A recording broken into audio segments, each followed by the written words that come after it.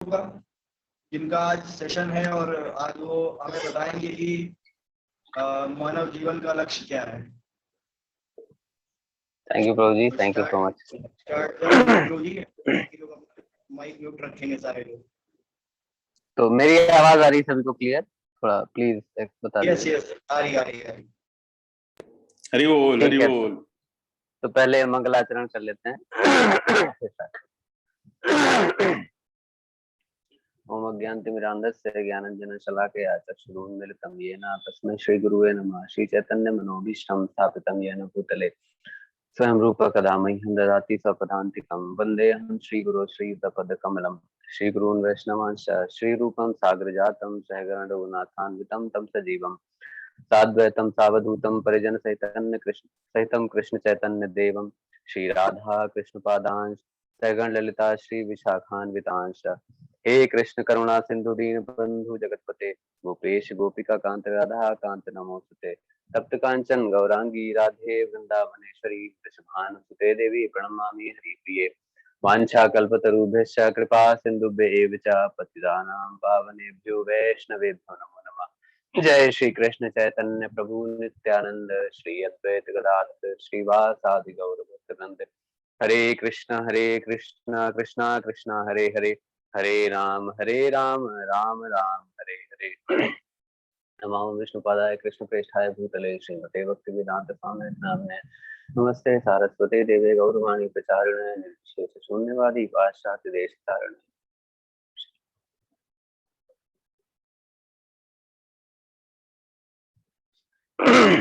तो ठीक है प्रभु, मैं स्टार्ट करता हूँ। ठीक है, तो आज का मेरा जो बुक है जिसे मैं स्टडी कर रहा था वो है आत्म साक्षात्कार का विज्ञान।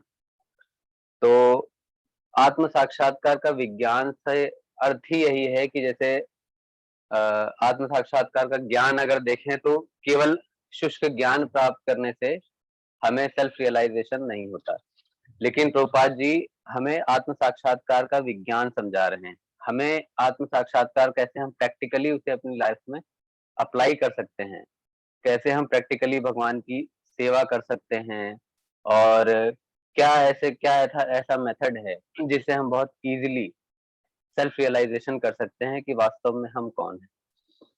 तो इसमें जो पहला जो चैप्टर है इसका टॉपिक है मानव जीवन का लक्ष्य। तो इसको मैं आज थोड़ा सा समझाने की कोशिश करूंगा। तो प्रभुपाद जी बताते हैं कि वर्तमान काल में मानव समाज को ऐसे नेता दिग्भ्रमित कर रहे हैं जो अंधे हैं, क्योंकि वे मानव जीवन के लक्ष्य आत्म साक्षात्कार एवं पूर्ण पुरुषोत्तम भगवान के साथ दिव्य स्वयं के विस्मृत संबंध को पुनः स्थापित करना नहीं जानते। तो प्रभुपाद जी कह रहे हैं कि हमारा जो वर्तमान मानव समाज है उसे ऐसे नेता लीड कर रहे हैं जिन्हें आध्यात्म की कोई नॉलेज नहीं, जो हमें सिर्फ भौतिकता के विषय में बता रहे हैं और उसी के बिहाफ पे, उसी का हमें लालच देके कि हम भौतिक जीवन में प्रगति करें, उसी के बिहाफ पे हमें लीड कर रहे हैं और वो पूरी तरह से खोखला ज्ञान दे रहे हैं। वो हमें भौतिक जीवन में हम कैसे उन्नति करें इस बारे में वो हमें समझाते हैं और हमें तरह तरह के प्रलोभन देते हैं। जब उन्हें उच्च पद पर आसीन होना होता है तो वो हमें तरह तरह के प्रलोभन देते हैं कि हम आपके गरीबी मिटा देंगे, लोगों को जो बेघर हैं सभी को घर मिलेगा, सभी को ये मिलेगा वो मिलेगा। लेकिन एक्चुअल मनुष्य जीवन का जो उद्देश्य है, एक जीवात्मा को मनुष्य शरीर में क्या चाहिए वो उन्हें नहीं पता है। तो वो आध्यात्म जीवन से पूर्ण रूप से वो अंधे हैं और वो हमें ये नहीं समझा सकते कि मनुष्य जीवन का लक्ष्य क्या है और भगवान के साथ हमारा संबंध क्या है और उसे हम कैसे स्थापित कर सकते हैं। तो प्रभुपाद जी बता रहे हैं कि कृष्ण भावनामृत आंदोलन, ये जो हमारा हरे कृष्णा मूवमेंट है, इस्कॉन मूवमेंट है, ये मानव समाज को इस महत्वपूर्ण विषय पर ज्ञानोदीप्त करने का प्रयास कर रहा है। इस्कॉन मूवमेंट हमें सेल्फ रियलाइजेशन की शिक्षा दे रहा है। तो प्रभुपाद जी बता रहे हैं श्रीमद् भगवद गीता से, जिसे दिव्य विज्ञान के समस्त महाजनों द्वारा संपूर्ण वैदिक ज्ञान के आधार के रूप में स्वीकार किया गया है, हम समझते हैं कि न केवल मनुष्य वरन समस्त जीव भगवान के विभिन्न अंश हैं। अंश अंशी की सेवार्थ बने हैं, जैसे मुख, हाथ, उंगलियां, कान इत्यादि संपूर्ण शरीर की सेवा के लिए बनाए गए हैं। हम जीवात्मा भगवान के विभिन्न अंश होने के कारण भगवत सेवा के लिए कर्तव्यबद्ध हैं। तो जैसा कि भगवान कृष्ण श्रीमद् भगवत गीता में बताते हैं, जिसे कि सभी महाजन स्वीकार करते हैं, जो भी तत्वविद हैं, भगवान को जानते हैं और स्वयं को जानते हैं, जो आत्म साक्षात्कार के ज्ञानी हैं, वो सभी श्रीमद् भगवत गीता की दिव्यता को स्वीकार करते हैं, उसका प्रमाण स्वीकार करते हैं। तो उसमें भगवान ये कहते हैं कि न केवल मनुष्य वरन समस्त जीव भगवान के विभिन्न अंश हैं। जैसे कि क्रिश्चियन लोग ये उनका सिद्धांत ये है, वो कहते हैं कि मनुष्य में आत्मा होती है, किंतु जीवों में, बाकी अन्य पशुओं में, निम्न जीवन योनियों में आत्मा नहीं होती, इसलिए वे उन्हें मार के खा सकते हैं। लेकिन भगवत गीता में भगवान कृष्ण साफ साफ बता रहे हैं कि न केवल मनुष्य वरन समस्त जीव मेरे ही अंश हैं, मेरे विभिन्न अंश हैं, और अंश जो है वो अंशी की सेवार्थ बने हैं। तो हमारा जो वास्तविक स्वभाव है वो सेवा करने का ही है। हम चाहे भौतिक जगत की सेवा करें, भौतिक जगत में हम रहेंगे तो हम माया की सेवा करेंगे, चाहे हम भगवान की सेवा करें, चॉइस हमारी होती है कि, लेकिन हमें करनी अल्टीमेटली सेवा ही है। और भौतिक जगत में हम भ्रम में रहते हैं कि हाँ हम स्वामी हैं, क्योंकि हमारे अंदर ये स्वामित्व का ही भाव आया था, इसलिए हम इस भौतिक जगत में हैं। तो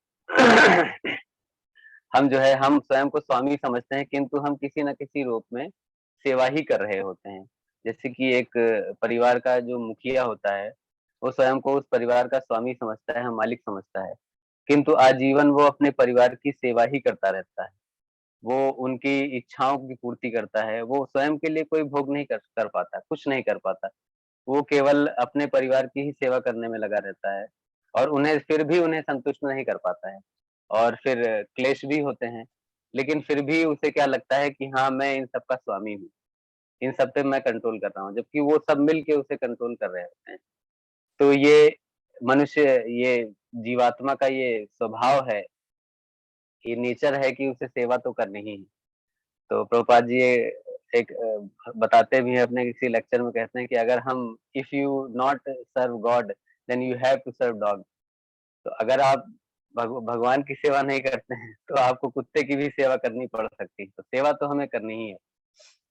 तो जैसे एग्जांपल देते हैं, प्रभुपाद जी एग्जांपल देते हैं कि जैसे एक हमारा ये जो शरीर है, तो शरीर के जो विभिन्न अंग हैं, ये सभी मिल के जो है पूरे शरीर का पालन करते हैं, मेनली पेट का पोषण करते हैं।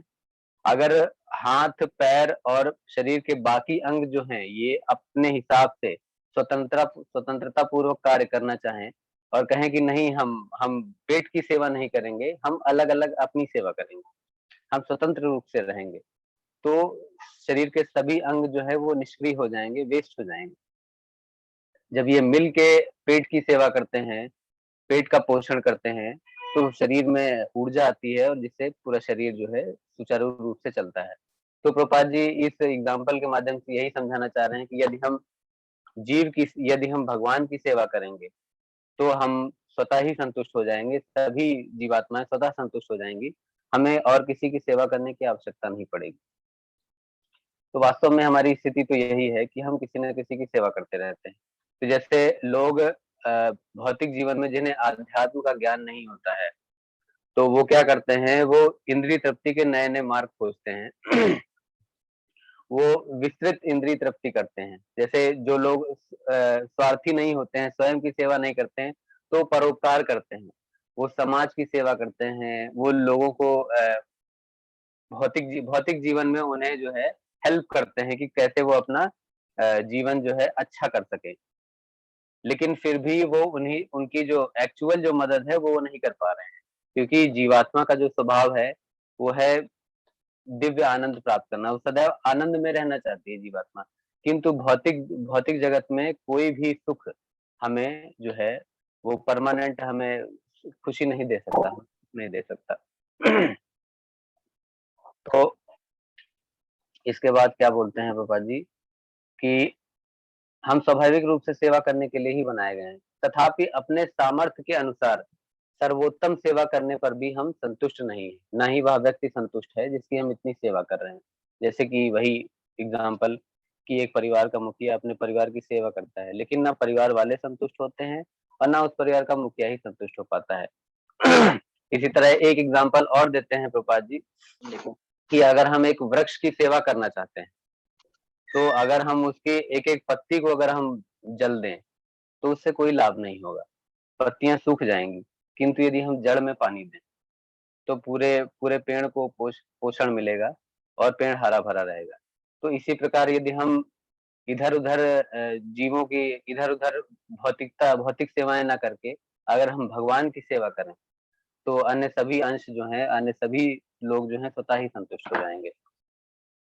लेकिन क कभी-कभी होता क्या है कि चूँकि हमें भगवान पे फ़ेथ तो है नहीं, हमें तो स्वतंत्र हम अपने आप को स्वतंत्र समझते हैं, मालिक समझते हैं। तो हम क्या करते हैं, हम भगवान को सिर्फ़ अपने सेवक के रूप में मानते हैं। हम समझते हैं कि हम भगवान से बस जो माँगे, वो हमें मिल जाए तुरंत। और अगर कभी-कभी जब हमें वो नहीं मिलता है, तो हम फिर हमारा भगवान से भी कभी-कभी विश्वास उठने लगता है। हम भगवान को कोसते हैं और हम चुनौती देते हैं। जैसे कभी-कभी पहले मैंने भी ऐसा बहुत बार किया है। अभी भी कभी-कभी दिमाग में आ जाता है। ऐसा वैसे नहीं करना चाहिए हमें, लेकिन हम क्या चुनौती देते हैं कि भगवान है ही नहीं अथवा मैं भगवान हूँ। तो ऐसा कभी मेरे दिमाग में तो नहीं आया कि मैं भगवान हूँ। लेकिन ये कभी-कभी आ जाता है कि भगवान तो है ही नहीं, क्योंकि हमारी इच्छा नहीं पूरी हो रही ना। भगवान तो हमारे सेवक है ना। जी, हरे कृष्ण। किसी का स्पीकर माइक जो है खुला हुआ है। माइक सभी लोग बंद कर लीजिए प्लीज। गौरव प्रभु। तो हम क्या समझते हैं, क्योंकि हमारे मन का तो हुआ नहीं, तो हम सोचते हैं कि भगवान तो है ही नहीं। तो हम या तो हम ये सोचते हैं कि नहीं, मैं भगवान की परवाह नहीं करता। मैं खुद ही सब कुछ कर लूँगा, मैं समर्थ हूँ सब कुछ करने में। तो ऐसा मेरे दिमाग में भी कई बार आया, बट बाद में रियलाइज़ होता है जब वो चीज़ तुरंत भले ना हो, तुरंत नहीं होती है तो हमें दुःख होता है, बट बाद में जब वो चीज़ हमें प्राप्त हो जाती है, तो रियलाइज़ होता है, मुझे भी रियलाइज़ हुआ कि नहीं यार, मुझे ऐसा नहीं बोलना चाहिए था। ये मैंने गलत किया। मैं भगवान को चुनौती दे रहा था। आखिरकार वो मुझे मिला, बाद में मिला, तुरंत नहीं मिला। तो ये चीज़ें होती हैं।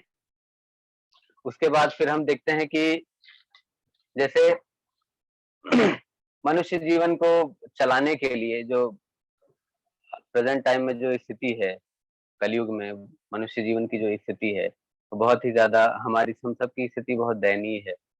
तो लेकिन मनुष्य जीवन को चलाने के लिए बहुत ज़्यादा ताम-झाम करने की ज़रूरत नहीं पड़ती है। अगर हम चाहें तो केवल नियंत्रित भोजन करके, शुद्ध शाकाहार करके ही हम अपना जीवन जो है चला सकते हैं। हमारे हमारे जीवन का जो मेन जो प्रॉब्लम है वो क्या है कि हम जो है हमारी आवश्यकताएँ बहुत ज़्यादा वो नहीं हैं। हमारी आवश्यकताओं से हमें दिक्कत नहीं है, हमारी इच्छाओं से हमें दिक्कत है। हमारी इच्छाएँ ही हमारे आध्यात्म जीवन में बाधाएँ बनती हैं। हम अपनी इच्छाओं की पूर्ति के लिए, और इच्छाएँ ऐसी नहीं कि हाँ, सिर्फ़ हमारी इच्छाएँ, हम दूसरों की सक्सेस देख के हम जलते हैं।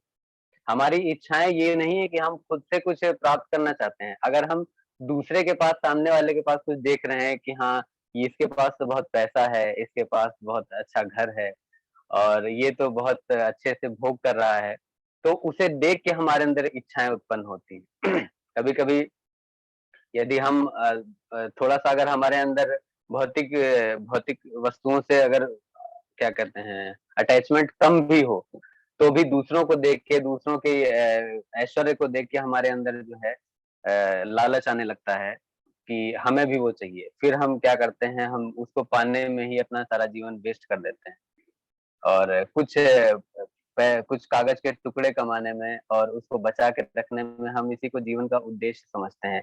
या हम समझते हैं कि हम आईएएस, पीसीएस बन जाएँगे, या हम जैसे मैं सोचता था, जैसे मेरा पहले क्या ड्रीम था इस्कॉन में आने से पहले, मेरा ड्रीम था कि मैं बहुत बड़ा एक सिंगर बन जाऊँ। लेकिन पता नहीं क्यों, शायद ये भगवान की कृपा थी, प्रभुपाद जी की कृपा थी, आप भक्तों की कृपा थी कि मेरे दिमाग में एक ये बहुत ड्रीम था मेरा ये कि हाँ, मैं बहुत बड़ा सिंगर बन जाऊँ। लेकिन साथ में ही मेरा एक जब मैं सोचने लगता था कभी-कभी बैठ के कि हाँ, अब 3-4 साल मैंने मेहनत करी है और अब मैं बहुत बड़ा सिंगर बन गया। फिर मैं क्या कर रहा हूँ कि हाँ, मेरे पास एक कार हो गई है, गाड़ी हो गई, अब मैं दोस्तों को लेके घूम रहा हूँ। लेकिन थोड़ी देर बाद सोचते-सोचते एक टाइम ऐसा आता था कि माइंड स्टक हो जाता था, कि हाँ, ठीक है यार, सिंगर बन गए, लोग जान गए, ठीक है, कुछ दिनों तक लोगों ने बहुत तारीफ़ करी, वाह-वाही करी, हाँ, बहुत माँ-बाप का नाम रोशन कर दिया और समाज में बहुत नाम कमा लिया। लेकिन कुछ दिन बाद वही चीज़ें एकदम नॉर्मल हो जाएँगी। सब जान जाएँगे कि अरे ये तो सिंगर है ही है, तो इसमें क्या बड़ी बात है। फिर वही सब एकदम नॉर्मल हो गया। उसके बाद फिर या एक हाँ, गाड़ी ले ली, बहुत ऐश्वर्य अपना प्राप्त कर लिया धन से। उसके बाद फिर भी कुछ दिन बाद फिर सब वो नॉर्मल हो जाएगा। सब जान चुके होंगे कि हाँ, है इसके पास पैसा है, ये सिंगर है, ये वो है, सब कुछ नॉर्मल, फिर से वही। अब उसके बाद फिर और इच्छा होगी, ठीक है? जब वहाँ तक अचीव कर लेंगे, तब हमें और इच्छा होगी कि नहीं अब और ज़्यादा प्राप्त करना है। अभी हम क्या कहते हैं मर्सिडीज़ में चल रहे थे, अब हमें उससे ऊपर जाना है, अब हमें जैगुआर खरीदनी है। तो इच्छाएँ तो बढ़ती ही जाएँगी, इच्छाओं का कोई अंत नहीं। जैसे अगर हम बिज़नेसमैन्स को देखें, जो भी बड़े-बड़े व्यापारी हैं, बिज़नेसमैन हैं, तो क्या है उनके पास पैसे की तो कोई दिक्कत नहीं, वो ऐश्वर्य के मामले में पूरी तरह से समृद्ध हैं, समर्थ हैं। अब उनके जीवन का लक्ष्य पैसे कमाना नहीं है, अब उन्हें पैसों से कोई लालच नहीं है। अब उनके जीवन का लक्ष्य क्या है कि मैं richest person of the world कैसे बन सकता हूँ। अब उनका मेन अब उनका पर्पज़ ये बन गया है, अब उनकी लाइफ़ का एम ये बन गया है। वो सबसे अमीर दुनिया का सबसे अमीर आदमी बनने की होड़ में लगे हुए। तो अब जैसे हम सोचते हैं ना कि हाँ, हम बहुत ज़्यादा पैसा कमा लेंगे, सारा भौतिक ऐश्वर्य प्राप्त कर लेंगे, तो हम संतुष्ट हो जाएँगे। लेकिन जब इतने बड़े लेवल पे इतने बड़े-बड़े बिज़नेसमैन इतना सब अचीव करने के बाद भी संतुष्ट नहीं है, तो हम भी संतुष्ट नहीं हो सकते। आखिर हम भी जीवात्मा हैं, हमारा भी वही स्वभाव है। वो संतुष्ट नहीं हो सकते, तो हम भी संतुष्ट नहीं होंगे। तो उनकी स्थिति देख के ही हमें ये सीख लेना चाहिए कि नहीं, भौतिक जीवन में हम कितना भी प्रयास कर लें, कुछ भी कर लें, हमें संतुष्टि नहीं मिलेगी। और हम लोग हम इन अपनी इंद्रिय तृप्ति करने के लिए तरह-तरह के हम साधन जुटाते हैं। हम शाका जबकि भगवान ने इतने अच्छे-अच्छे खाद्य पदार्थ हमें प्रदान किए हैं, लेकिन फिर भी हम मांस खाते हैं क्योंकि हमारी जीभ जो है, हम अपनी जीभ को तृप्त करना चाहते हैं। हमारी जी वो हमें हमें टेस्ट चाहिए होता है। हम अब शरीर को पोषण देने के लिए हम नहीं खाते हैं। शरीर को आत्मा के साथ बाँध के रखने के लिए, शरीर को चलाने के लिए हम नहीं खाते हैं। हम अपनी जीभ को तुष्ट करने के लिए हम निर्दोष पशुओं का वध करते हैं और फिर उन्हें खाते हैं। और मनुष्य जीवन के लिए और क्या ज़रूरी है जैसे कि उसके बाद क्या है कि आत्म ज जैसे सेक्स के बारे में अगर हम बात करें, तो मेंटालिटी प्रेज़ेंट टाइम में क्या है लोगों की? प्रभु मेरी आवाज़ आ रही है सबको? क्योंकि मेरे में दिख रहा है कि बार-बार फँस रहा है। यस यस हरी हरी बोल। हरे कृष्ण। आ रही प्रभु? आ रही है। ठीक है, ठीक है। तो अगर हम बात करें कि जैसे आजकल मेंटालिटी हो चुकी है, इवन हम सभी की होती है, मेरी भी थी।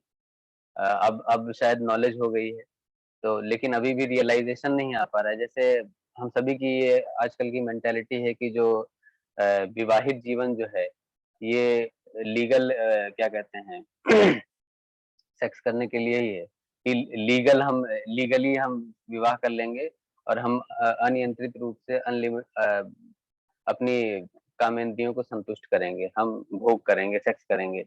लेकिन काम जीवन जो है क्यों बनाया गया है, वैदिक सभ्यता हमें बताती है, वैदिक साहित्य हमें बताता है कि काम जीवन क्यों बनाया गया है कि उत्तम और शुद्ध जीवात्माओं को जन्म देने के लिए, ताकि अच्छी जीवात्माएँ जन्म लें और फिर उन्हें जीवन का लक्ष्य भगवत प्राप्ति उन्हें समझा के, उन्हें शिक्षित करके फिर उन्हें भगवत धाम भेजा जा सके। लेकिन चूँकि अध्यात्म का ज्ञान हमें है ही नहीं, प्रेज़ेंट टाइम में किसी को भी अध्यात्म की नॉलेज नहीं है।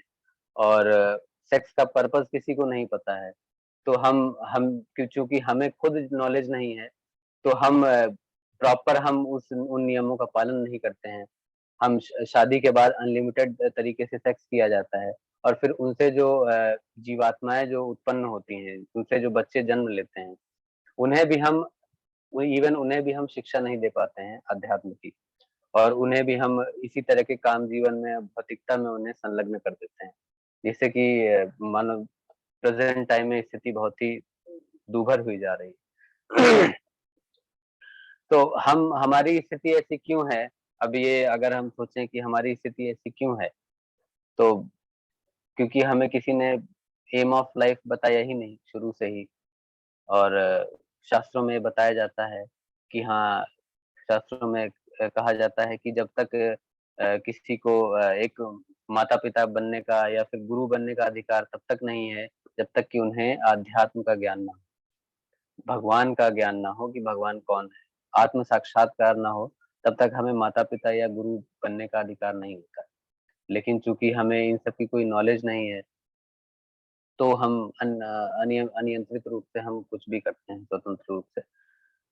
तो मैं सुंदर गोपाल बाबू जी का लेक्चर सुन रहा था, तो जैसे हम देखते हैं कि कोई भी चीज़ जो है नियंत्रित नहीं है, नियमित नहीं है, सब कुछ अनकंट्रोल्ड और सिस्टमैटिकली चल रहा है सब कुछ।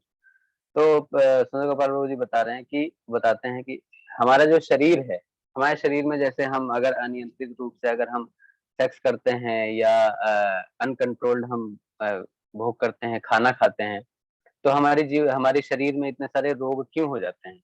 क्योंकि मनुष्य शरीर इस चीज़ के लिए बनाया ही नहीं गया है।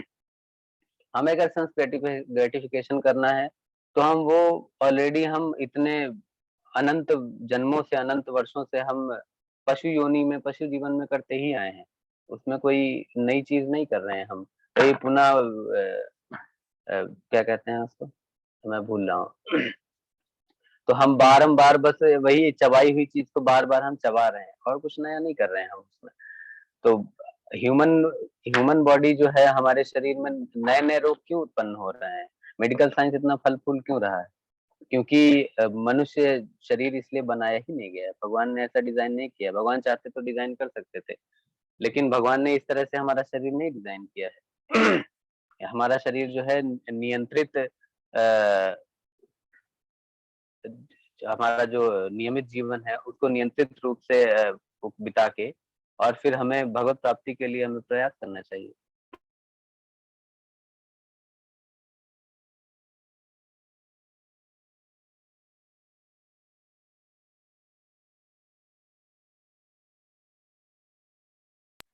रिवो प्रभु जी, आपकी आवाज नहीं आ रही है।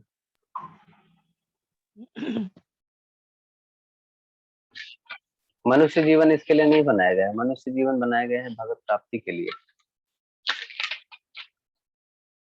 हरे कृष्ण। डिस्कनेक्ट हो गया क्या? हाँ, आ रही प्रभु जी, अब आ रही है। ठीक है, ठीक। अब जैसे प्रभुपाद जी बताते हैं कि शूकर अथवा अन्य पशुओं की तुलना में मनुष्य को जीवन व्यतीत करने का श्रेष्ठ अवसर क्यों दिया जाता है? किसी उच्च श्रेणी के या सरकारी अधिकारी को साधारण क्लर्क की तुलना में अधिक सुखी जीवन व्यतीत करने की विशेष सुविधाएं क्यों दी जाती हैं? इसका उत्तर अत्यंत सरल है कि उस महत्वपूर्ण अधिकारी को एक सामान्य क्लर्क की तुलना में अधिक दायित्व वाले कर्तव्यों का पालन करना पड़ता है। जैसे लोग कहते हैं ना कि क्यों हम क्यों नहीं कर सकते? अब वो लोग क्वेश्चन करते हैं कि हाँ, बहुत लोग, जैसे हम लोग ये सोचते हैं कि हम जो है पशुओं से श्रेष्ठ हैं। तो हम पशुओं से श्रेष्ठ स्वयं को किस हिसाब से समझते हैं कि हम जैसे हम 2 पैरों पे चलते हैं, हम थाली में खाना खाते हैं, हम बिस्तर पे सोते हैं, और है ना, हम अच्छे-अच्छे कपड़े पहनते हैं। तो हम ये सब करके हम पशुओं से श्रेष्ठ हैं। हम इन सब चीज़ों में हम पशुओं से श्रेष्ठ हैं, और हम बोल सकते हैं, अपने मनोभावों को व्यक्त कर सकते हैं। तो इन सब वजहों से हम पशुओं से श्रेष्ठ हैं। लेकिन प्रभुपाद जी बताते हैं कि ऐसा नहीं है। हमें मनुष्य शरीर मिला है, और हम पशुओं से उच्च इसीलिए हैं। हमें भगवान ने अधिक सुविधाएँ इसीलिए दी हैं। हमें बोलने की और अपने मनोभावों को व्यक्त करने की सुविधा भगवान ने इसीलिए दी है कि हम उन्हें समझने का प्रयास करें। जैसे कि एग्जाम्पल प्रभुपाद जी देते हैं कि एक आईएएस ऑफिसर और एक क्लर्क में डिफरेंस क्या होता है, उनकी सैलरी में, उनकी सुविधाओं में इतना अंतर क्यों होता है। तो एक एक आईएएस ऑफिसर भले ही वो उच्च पद पे है, उसे ज्यादा सुविधाएं मिल रही हैं, लेकिन एक क्लर्क ये नहीं कह सकता कि हाँ, इसको तो इसको तो कुर्सी पे बिठाया गया है और ये सब पे कंट्रोल कर रहा है, मेरे को तो बाहर खड़ा रखा गया है, मैं तो दौड़ के दूसरों की सेवा कर रहा हूँ। लेकिन उसने उतनी मेहनत भी करी है और वो उसके ऊपर आपसे कहीं ज्यादा जिम्मेदारी है। वो उस पद पे है, तो उसके ऊपर आपसे कहीं ज्यादा जिम्मेदारी है। तो इसी प्रकार पशुओं को भगवान ने स्वयं को समझने की सुविधा नहीं दी है, पशुओं को बोलने की सुविधा नहीं दी भगवान ने, लेकिन हमें क्यों दी है कि हम वही है अथातो ब्रह्म जिज्ञासा, हम ये जिज्ञासा कर सकें कि हम कौन हैं, भगवान कौन है, हमारा उनके साथ क्या संबंध है। इसलिए हमें ये शरीर प्राप्त हुआ है, ना कि कुत्ते बिल्ली की तरह सेक्स करने के लिए और खाने-पीने के लिए, भोग करने के लिए इससे शरीर प्राप्त नहीं हुआ है। किंतु वर्तमान सभ्यता ऐसी है कि प्रकृति के नियमों के कारण आजकल हमने जो अपने लिए बनाया है, तो हम क्या करते हैं कि हम सिर्फ अपने पेट भरने की समस्याओं को हल करते रहते हैं। हम किसी तरह हम ज़्यादा पैसा कमा के हम और अच्छा खा सकें, हम सोने की थाली में हम खाना खा सकें। तो वो तो ऑलरेडी पहले राजा-महाराजा खाते ही थे, उल्टा हम तो डिग्रेड हो गए हैं। हमने कोई भी हम अपग्रेड नहीं हुए। कोई भी डेवलपमेंट नहीं हुआ हमारा। हम ऑलरेडी बहुत नीचे स्तर पे आ चुके हैं। हम आज फाइबर की उसमें डिस्पोज़ल में खाना खाते हैं।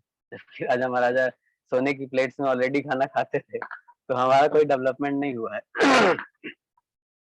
तो हम सोचते हैं जैसे नेता आजकल के नेता बताते हैं कि हम डेवलपमेंट कर रहे हैं, जंगलों को काट दे रहे हैं और वहाँ बिल्डिंग बना के डेवलपमेंट समझ रहे हैं। गाड़ियाँ बनाई जा रही हैं जिससे कि प्रदूषण फैल रहा है। तो इसको हम डेवलपमेंट समझते हैं। हम जंगलों को काट के हम जानवरों को असुविधा दे रहे हैं। हम उनके घर छीन रहे हैं और केवल बिल्डिंग्स बना के हम उसको डेवलपमेंट कह रहे हैं। और ऐसा कर के मशीनों को बना के हम मनुष्यों को मनुष्य अपने आप बेरोजगार हुए जा रहे हैं और वो कहते हैं कि हाँ देखो बेरोजगारी बढ़ रही है। नेता जो हैं अदर पार्टी के लोग जो हैं एक दूसरे पे ब्लेम करते हैं कि ये तो बेरोजगारी दूर नहीं कर सकते। आप उससे पहले आपने भी 60 साल राज किया, आप भी नहीं कर सके, ये भी नहीं कर पाएंगे, आपके बाद जो आएंगे वो भी नहीं कर पाएंगे। ये प्रॉब्लम कोई दूर नहीं कर पाएगा क्योंकि जो मेन मेन जो मेन जो जड़ है वो हमारी जो क्या कहते हैं दूषित बुद्धि, हमारा आध्यात्म का जो ज्ञान है जो शून्य है, उसी की वजह से हम वैदिक सभ्यता को फॉलो नहीं कर रहे हैं, इसलिए हमारी ये स्थिति हो रही है। तो अगर हम मशीनें बना रहे हैं तो जाहिर-सी बात है, यदि एक एक मशीन जो है 10 आदमियों का काम अगर कर रही है, तो जाहिर-सी बात है कि उस मशीन के बनने से वो 10 आदमी बेरोजगार हो गए। और जनसंख्या इतनी तेजी से बढ़ रही है, तो कहाँ से हम रोजगार दे सकते हैं लोगों को? किस प्रकार से ये चीज़ें कंप्लीट होंगी? कभी ये समस्याएँ हल ही नहीं होंगी। लेकिन क्योंकि हम भ्रमित हैं, हम ऐसे नेताओं के द्वारा भ्रमित हैं, हम खुद ही ऐसे लोगों को एक्सेप्ट करते हैं नेता के रूप में। हम ही उन्हें बनाते हैं, तो हमें झेलना भी पड़ता है। उसके बाद प्रभुपाद जी बता रहे हैं, यदि हम चरम सिद्धि नहीं चाहते हैं, तो हमें अत्यंत कठोर परिश्रम करना पड़ेगा, क्योंकि प्रकृति के नियमों के द्वारा हम ऐसा करने के लिए बाध्य किए जाएँगे।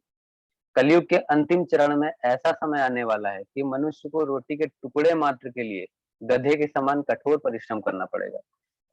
और हम देखते हैं कि इस दशा का आरंभ पहले से ही हो चुका है। तो प्रभुपाद जी बता रहे हैं कि अगर हम अपने मनुष्य जीवन का सही उपयोग नहीं करेंगे, अपने मनुष्य जीवन का जो सही उद्देश्य है उसमें अगर नहीं लगाएँगे, तो हमें सिर्फ अगर हम भौतिकता में लगे रहेंगे, तो हमें सिर्फ मात्र एक अपने दैनिक जीवन का आहार प्राप्त करने के लिए हमें गधों की तरह काम करना पड़ेगा। और हम देख रहे हैं कि करना ही पड़ रहा है हमें। अभी अभी ऐसा हो रहा है कि हम भोजन आसानी से प्राप्त कर ले रहे हैं, लेकिन हम अपनी इच्छाओं के कारण अपना पूरा-पूरा समय नष्ट किए दे रहे हैं भौतिकताओं में। लेकिन धीरे-धीरे ऐसा समय आ रहा है मशीनें बनती जा रही हैं, जिसको सो कॉल्ड हम डेवलपमेंट कहते हैं। मशीनें बढ़ती जा रही हैं और मनुष्य बेरोजगार होते जा रहे हैं। तो फिर आगे चल के हम क्या करेंगे? मशीनें तो खाएँगे नहीं। अल्टीमेटली खाना हमें खाना ही है। हमें भोजन ही खाना है, पेट में तो भोजन ही जाएगा, मशीनें तो नहीं जाएँगी। तो हम जो डेवलपमेंट कर रहे हैं, हम धीरे-धीरे रोबोट्स बना रहे हैं, मशीनें बना रहे हैं, तो ऑलरेडी हम खुद बेरोज़गारी बढ़ा रहे हैं। तो जब ऐसी जब स्थिति होगी, तो ज़ाहिर-सी बात है मनुष्य की उतनी वैल्यू रह ही नहीं जाएगी कि उसे वो मेहनत करे तो उसे उतना वेतन मिले। क्योंकि हर हर हर काम का स्थान तो मशीन ने ले लिया। तो जब मशीन उससे अच्छा काम कर सकती है, तो जो सीनियर पद पे जो बैठे होंगे, वो मनुष्य को उस लायक ही नहीं समझेंगे, वो उन्हें उतना वेतन ही नहीं देंगे। जब वो देखेंगे कि हाँ, मशीन 10 आदमियों का काम एक साथ कर सकती है और मैं इस पे एक बार पैसा खर्च करूँगा और ये चलेगी फिर। मनुष्यों को हर महीने आदमियों को क्यों सैलरी देनी? तो इस तरह से धीरे-धीरे स्थिति बिगड़ती ही जाएगी। तो एक-एक उम, हमें अपने दैनिक जीवन के आहार के लिए नहीं मिलेगा। और यदि मनुष्य के रूप में अपने कर्तव्य का पालन करने में असफल रहता है, तो उसे प्रकृति के नियमों के द्वारा जीवन की निम्न योनियों में जन्म लेने के लिए बाध्य किया जाता है। और फिर हम क्या करेंगे? हम इसी तरह अपना जीवन वेस्ट कर देंगे और अंत में जब हमारी मृत्यु हो जाएगी, शरीर छूट जाएगा, तो निम्न योनियों में जन्म लेना ही पड़ेगा। ज़ाहिर-सी बात है कि हमारी चेतना ही ऐसी डेवलप हुई थी कि शरीर छोड़ते समय हमें बस वही ब भोज पैसा याद आ रहा था, भोजन याद आ रहा था और जो भी हमने जिन चीज़ों से आसक्ति बनाई थी। श्रीमद् भगवत गीता में यह भी कहा गया है कि कुछ लोग भगवत प्राप्ति के मार्ग में चलने का प्रयत्न तो करते हैं, परंतु उसे पूर्ण नहीं कर पाते। दूसरे शब्दों में ऐसे व्यक्ति जो कृष्ण भक्ति में पूर्ण सिद्धि प्राप्त करने में असफल रह जाते हैं, ऐसे असफल जीवों को आध्यात्मिक रूप से उन्नत परिवार में अथवा संपन्न वैश्य परिवार में जन्म लेने का अवसर दिया जाता है। अब प्रभुपाद जी यहाँ क्या समझा रहे हैं कि यदि कोई मनुष्य भक्ति करे, ठीक है? या फिर भगवान को प्राप्त करने के मार्ग में अग्रसर हो, थोड़ा भी अगर वो चलता है, तो उससे हमें क्या लाभ होते हैं? तो प्रभुपाद जी बता रहे हैं कि यदि हम भक्ति करते हैं और भक्ति करते-करते सपोज़ दैट किसी रीज़न से, किसी भी मटीरियल या स्पिरिचुअल रीज़न से भी अगर हमारी भक्ति छूट जाती है, बीच में ही, वैसे स्पिरिचुअल रीज़न तो नहीं होगा, भक्ति छूटेगी क्यों?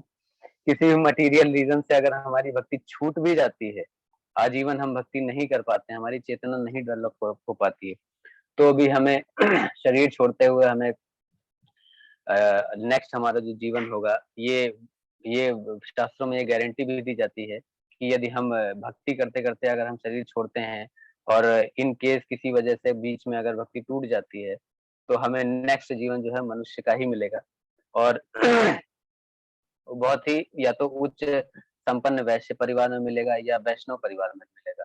तो चूँकि आजकल की सभ्यता ऐसी हो चुकी है, इतनी ज़्यादा खराब स्थिति है कि अगर हम संपन्न वैश्य परिवार में भी अगर जन्म मिल जाता है, तो भी क्या होता है कि हम देखते ही हैं कि अच्छी फैमिली के जो रिच फैमिली के जो बच्चे होते हैं, वो शुरू से ही बिगड़ जाते हैं क्योंकि उन्हें ऐसा माहौल मिल जाता है, शुरू से ही मोबाइल दे दिया जाता है और टीवी और आस-पास का माहौल ऐसा क्रिएट होता है कि शुरू से ही वो बिगड़ जाते हैं। तो हमें यही प्रार्थना करनी चाहिए कि अगर किसी किसी रीज़नवश अगर हमारी इस जीवन में भक्ति अधूरी भी रह जाए, तो अगर वैष्णव परिवार में जन्म ले तो ही उद्धार हो सकता है कि कलयुग में अगर हम संपन्न वैश्य परिवार में जन्म प्राप्त भी कर लें, तो हमें सुविधाएँ ऐसी मिलती हैं, माहौल ऐसा मिलता है कि हमें पेट भरने के लिए और कुछ भी प्राप्त करने के लिए हमें मेहनत नहीं करनी पड़ती। लेकिन जिन वजहों से ये सुविधाएँ भगवान हमें देते हैं, उसका हम सदुपयोग नहीं करते हैं। हम उन भौतिक चीज़ों का उस समृद्धि का उपयोग हम अपनी इंद्रिय तृप्ति करने करने के लिए करने लगते हैं, क्योंकि हमें शिक्षा ही नहीं दी जाती है वैसी। तो तो प्रभु जी मेरा फिलहाल इतनी ही प्रैक्टिस थी।